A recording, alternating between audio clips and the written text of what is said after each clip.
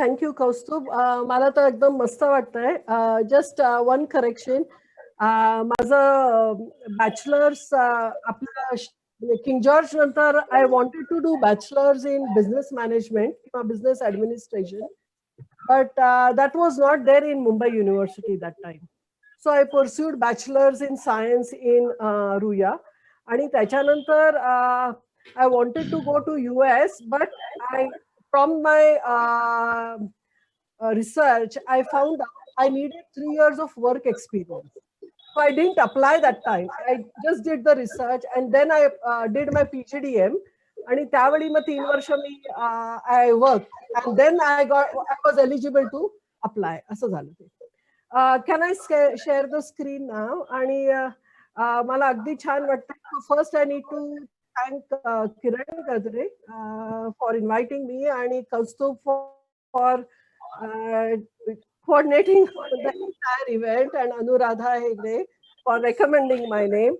आणि it's really nice. असं सुनीती गुडे म्हटलं की मला असं वाटतं की माहेरी आल्यासारखं आपली माणसं आहेत. So I was really excited to be with all of you to talk and share आणि interact with all of you. So without further ado, let me share my slides.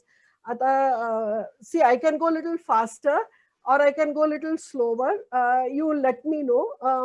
I have prepared it in such a manner that it is not just my experience or just Googling it.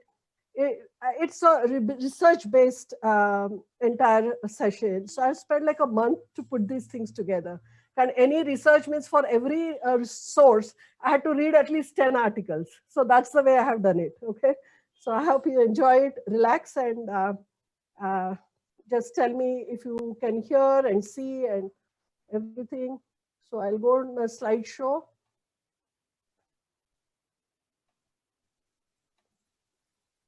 Okay. Just Kaustubh, tell me if you can see the slides and then I'm done. Yes, we can see the slide. Okay, perfect. So today's topic is kaleidoscopic women leadership. Upon लहान असताना everybody has seen kaleidoscope. Kaleidoscope is made up of many bits and pieces, and when you look at it, you see different forms. So similarly, kaleidoscopic leadership will show you by end of my presentation some pattern among women leadership. So before I start, I thought the agenda for my session would be, I'll start with the World Economic Forum report. I will set the context. Then I will tell you why women leaders are important. Then go for women in politics a little more in detail, women in higher education and women in business. And the last topic would be women leadership way forward. So it's not a very complicated chart. Let me explain to you. आपल्याला सगळ्यांना माहिती आहे world economic forum headquartered in Switzerland. Every year they meet in Davos. Okay. I have taken this latest report and I have taken only the part of India and the part connected to my topic leadership. But when we talk of women leadership, we cannot talk in isolation. We have to know the reality in India. So what is the reality in India? The World Economic Forum Global Gender Gap Index. Now, what do you mean by global gender gap? The gender gap is the gap which is how men and women are treated, how much resources women get, men get, right? And this is the index which gauges or measures gender equality. Higher the score in gender gap, right, index, that means you have closed the gender gap. And you see our rank is far below as India. We are 112th out of 153 countries. That means we have a huge gender gap. And this global gender gap index, they have done this measurement or in 4 areas. Now, what are these 4 areas? One is economic participation, political empowerment, health and educational attainment. Economic participation, if you can see, we have only 25% working women or looking for work. So what does it mean? 25% working or looking for work, that means 75% women are not contributing to the economy. Now, what is the average percentage in the world? It's usually 48 to 50%. What it means is, consider upon next 10-15 years, if we can go up to 35 to 40% women contributing to the economy or participating in the work, we can add to the economy around $700 billion. Now, you may say, work, whether the women should work or not, it's a personal choice. Yes, but a country like India, women needs to participate. What happens? 30% of the women after childbirth drop out, and that is not good for the country. What happens? The same women, if they are working at home or they are housemakers, no issues. But after the childbirth, yes, they can take a break.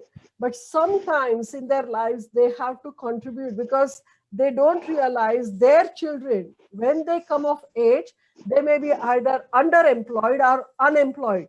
आणि आता हे pandemic मुळे, according to the UN report, 100 million people in India have gone pushed down below the poverty line.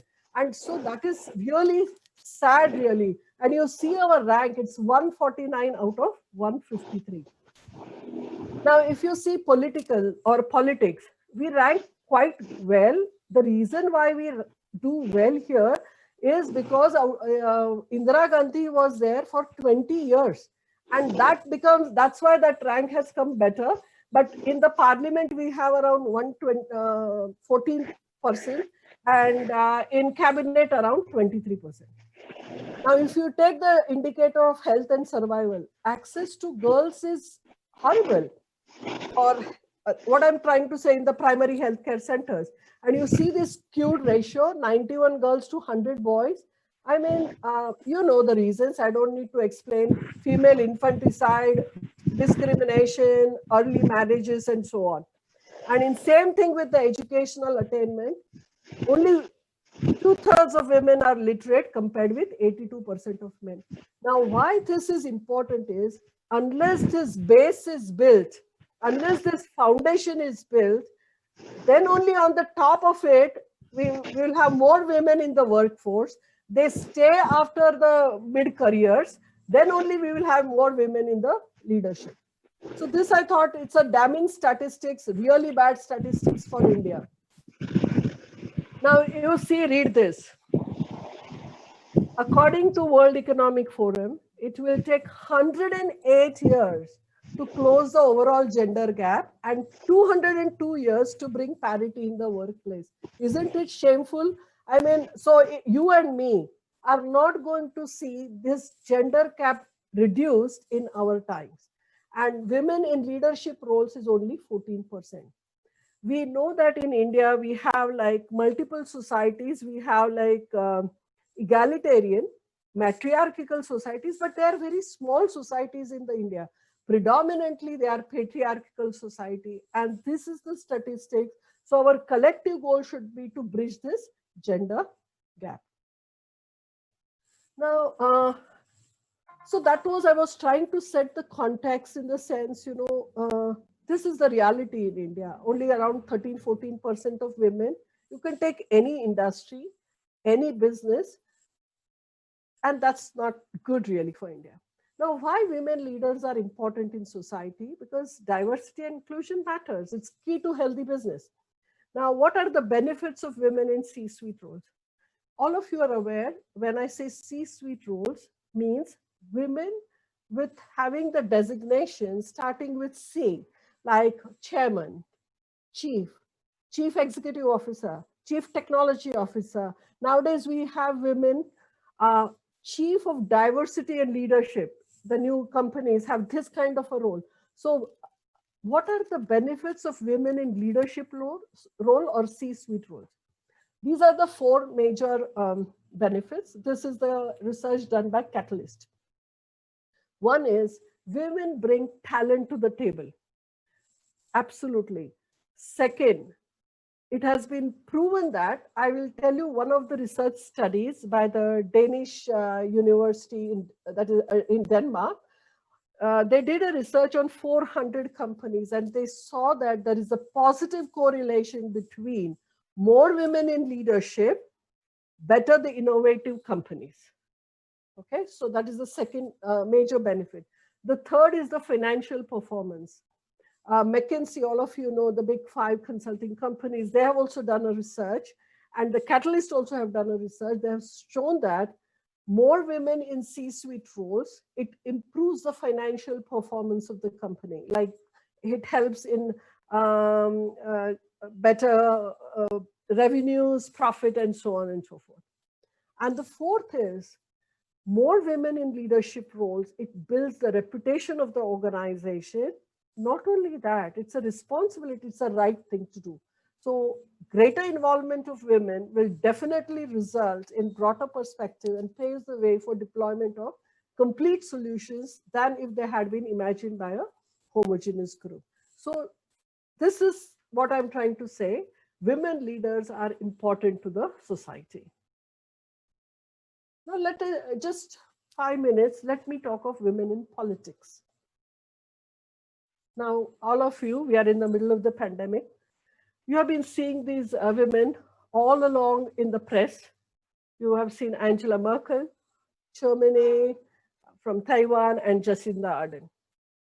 Now, these women have been highly applauded in the world. What is the reason? One, obviously, because of the low death rates with female leaders. And what are the common features of these women? They have trust in collective common sense. They were clear in communication right from the beginning.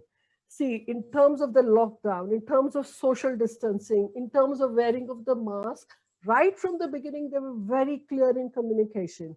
They were very quick in decisive action, and they were willingness. See, the main and the most important point why they are highly applauded is because they believed in data.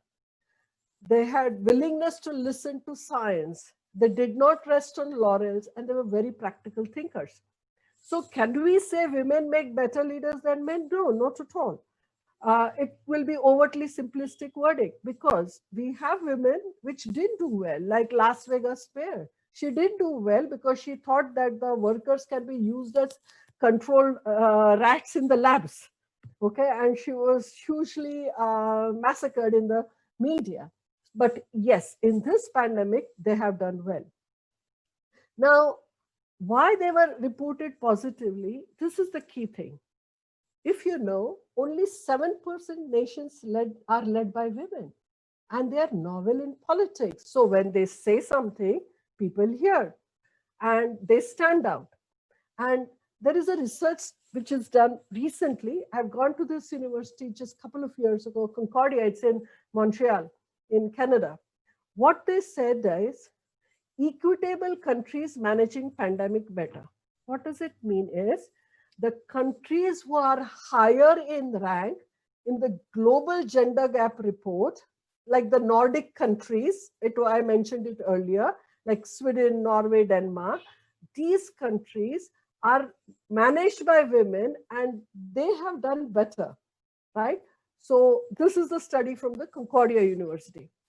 See, and at the same time, there are several of their male counterparts, especially populist leaders, are accused of incompetency. You know, Boris Johnson, UK, what happened? He was not believing in data, talked about herd immunity. What happened to Trump?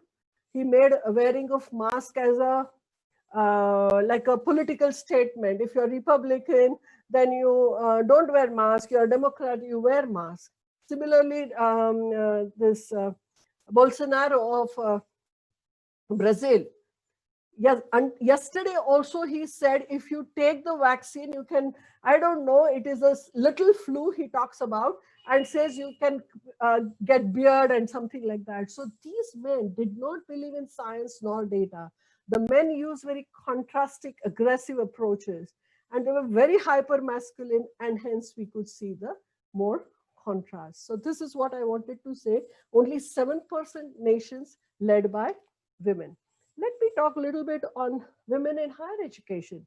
I think most of us went to Mumbai, Bombay University. You know, these universities started 100 years ago, more than 100, 1857. Obviously, in Europe, they started 1088, University of Bologna in Italy, and then in Spain, and so on. Do you know when did we have our first women vice chancellor? The first women vice chancellor was Padma Bhushan Hansa Mehta, India's first woman vice chancellor. She became vice chancellor in 1949. She became the vice chancellor of the newly established Maharaja Sayajirao Baroda University. Obviously, the first women university in India was in Mumbai, SNDT, I think in 19, little later. And after this, if you see now in India, how many vice chancellors are there, I will let you know. I'll just tell you an anecdote. I just remembered. Last year, I went to Pondicherry. Okay, it was a vice chancellor's conference, South Zone vice chancellor's conference, and I was representing our vice chancellor as he had some health issues. And the inauguration, there were around 40 to 45 vice chancellors from South Zone from India. And Pondicherry, right now, you know, the Lieutenant Governor is Kiran Bedi. So Kiran Bedi was invited for the inauguration. And she said, all of you, you are the vice chancellors, and I would like you to come to my home for dinner. And it was a last minute decision, and we all went for dinner in the Raj Bhavan in a beautiful lawn. And there, after giving us a tour of Raj Bhavan, she said, okay, I can see one woman in this list.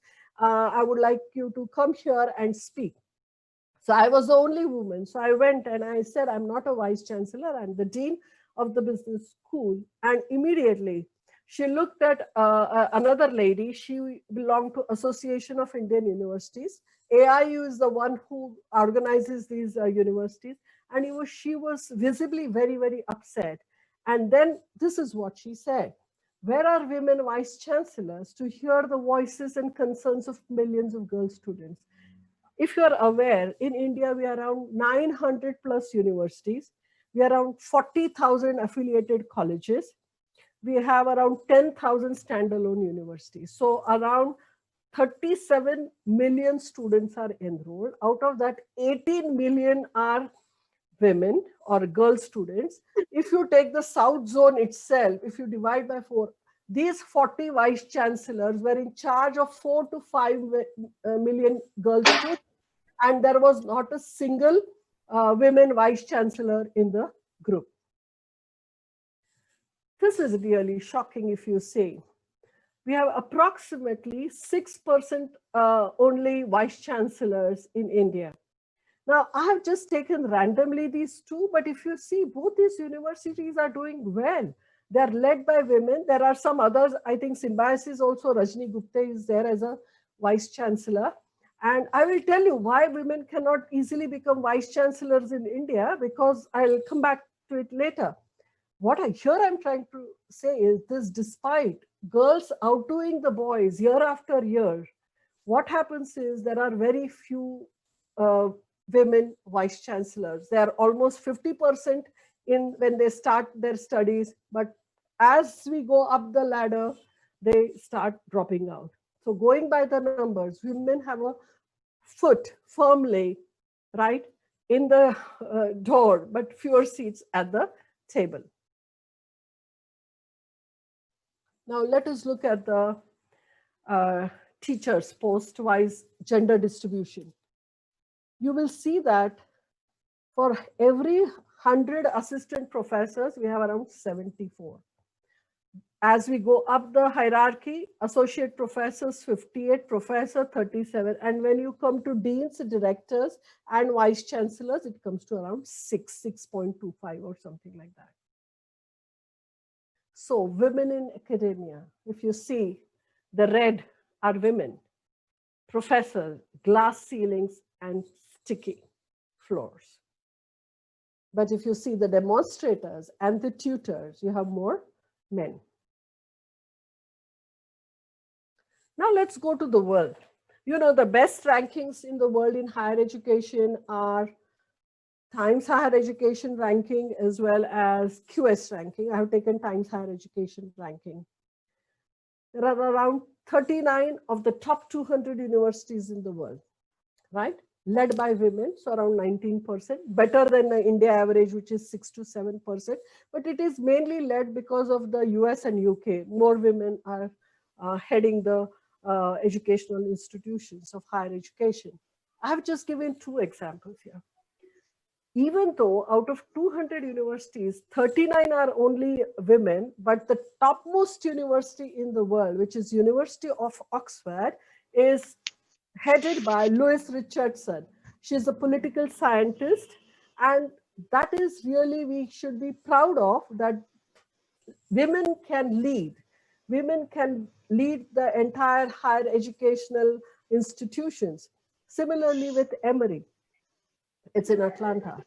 Now, what is common of these leaders, if you see, they've not taken shortcuts. What I'm trying to say is, they've not just come up like that. You know, they've just gone like from assistant, associate professors, that kind of thing. They're extremely innovative.